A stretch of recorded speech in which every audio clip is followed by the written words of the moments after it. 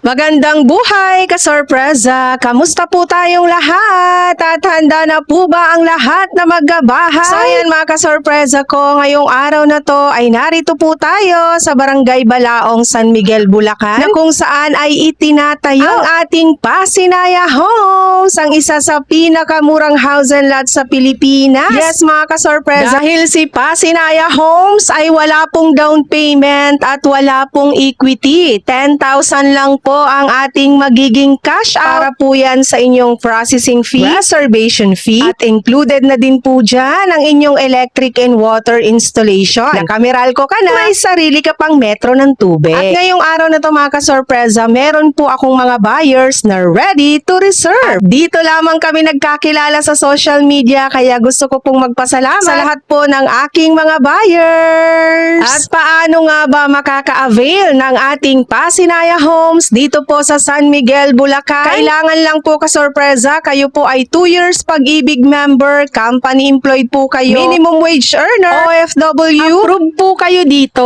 At kung kayo naman po ay first timer na kukuha ng housing loan kay Pag-ibig, pasok po kayo kay 4PH program. Kumpletuhin lamang mga kasorpresa ang mga requirements na ilalagay ko sa ating comment section at mag-ready po tayo ng ating reservation fee para po sa araw ng June 27.